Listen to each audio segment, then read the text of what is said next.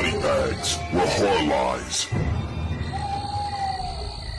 Hello and welcome to Body Bags. My name is James and I'm your Sunday night reviewer.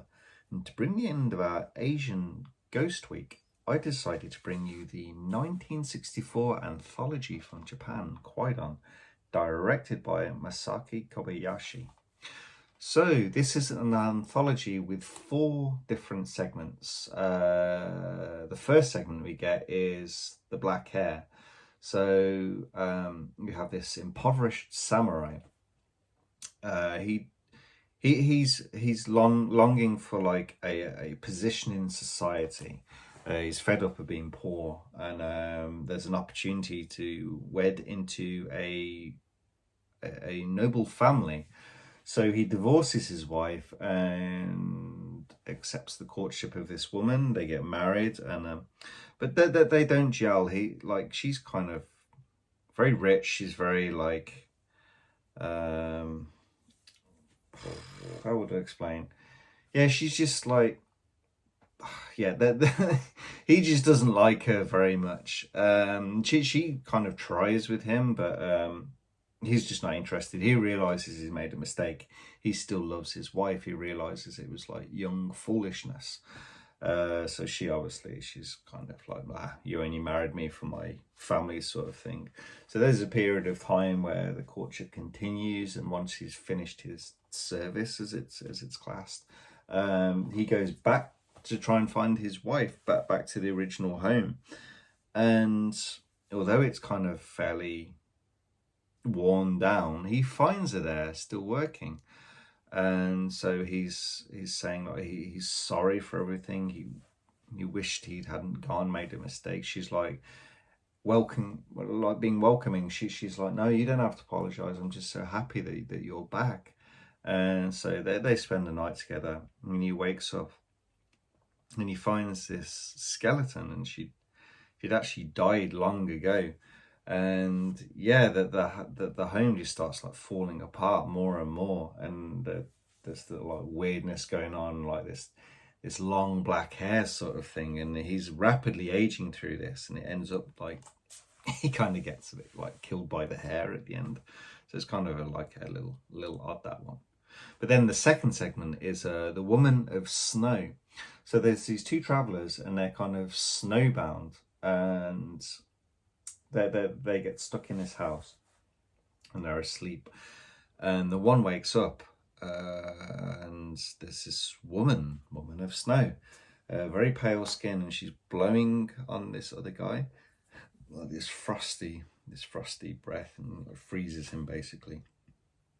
And the other guy is kind of petrified, but they're like, he comes out of it alive, and many years later he finds like this woman, pale skinned woman kind of thing, but they start like this courting, and they become married. They have these children together, and life seems all like really happy and things.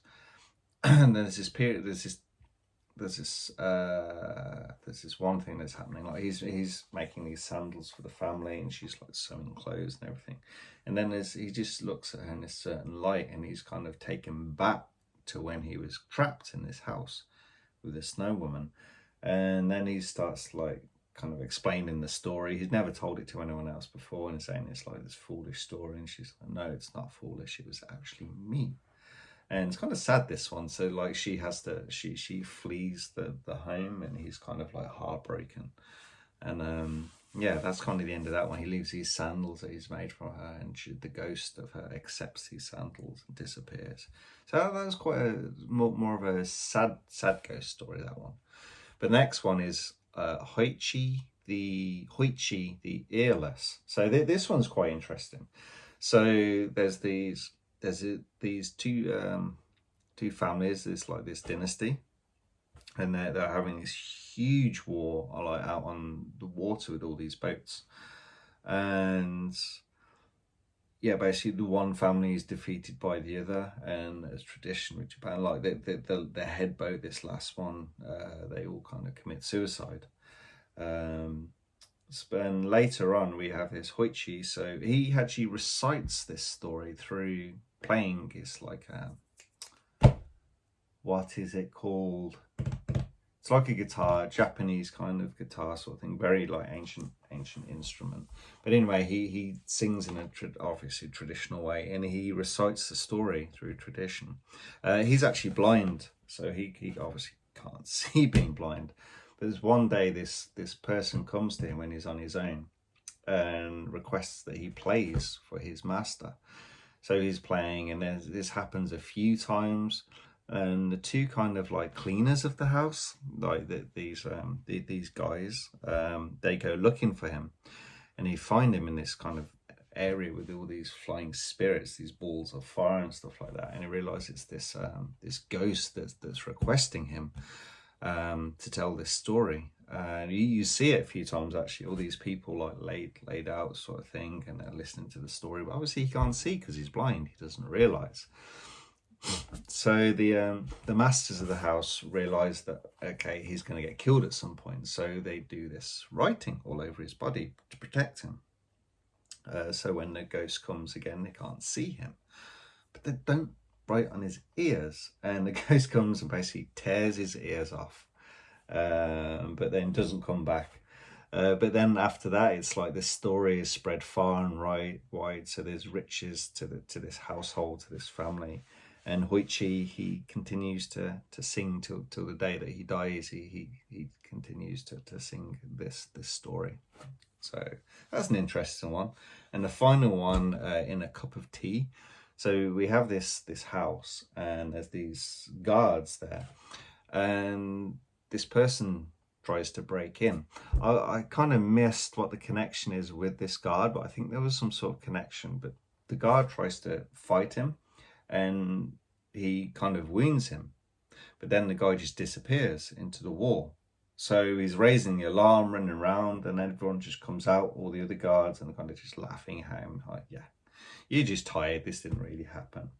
But then later, like the next day, he's in his quarters, and these three men appear, and they say, like, you actually wounded our master, and he's going to come on the 16th of next month and exact revenge. To which he's like pissed. So he's trying to attack them and like kind of kill them, but like they kind of keep disappearing. He thinks he's done it, and it hasn't quite done it. And yeah, it turns out that they're ghosts. And then this story gets a bit strange. It kind of stops, and then you kind of like the narration of this is that it's a writer.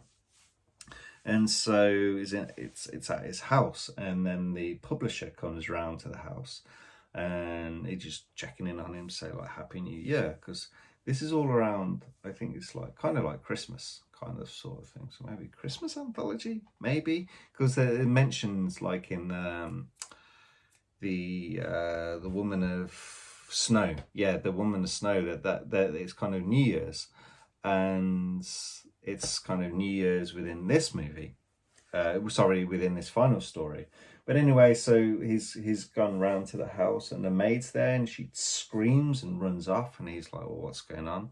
And looks in this water park. This is so strange, and the author's kind of trapped in there sort of thing, and he runs off. And that's the end of that one. So I mean, these are they're quite strange. It's like you can really see where they get some of the, like, you think of The Grudge and things like that, like some of the stylization within this movie, and like you can see how it's come across in new movies, and even like some of the lighting, it's very like Barber-esque, and it's like, I wonder kind of around the same time if one borrows from the other sort of thing, but it's all very light and shadow and colors how this is, and it's like a fantastic stage show, because most of it is pretty much on sets, and you got these fantastic sets, especially the third one with like all like the Hoichi the Earless, when they're all on the boats, and so you got all the water and all these fight scenes, and everything looks immaculate in this movie, and it's it's a real interesting movie. It is 3 hours long, and it's very slow paced. It's very about the story, and it's the era where you don't really have jump scares, so it's kind of not the sort It's not the Grudge sort of thing when you think of like Asian horror. It's very, very different. It's all within like the storytelling, and the horror is very kind of light, and it's not always trying to be scary. It's all about making a point and explaining the story, and it's just part of the narrative. It's not about to make you jump. But there's some scenes probably back for like the mid-60s with this one of like Japanese cinema.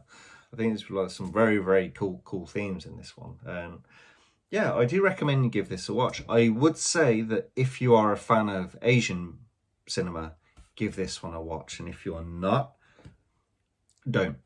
Quite simply. Well, if you're kind of thinking of something like The Grudge, and that's what you like really, and nothing else within Asian cinema, you need to stay away from this one, because this is like very intricately put together, very interesting stories, very fluid visuals. It looks fantastic, this film, especially this release from Eureka. It's a really, really nice release.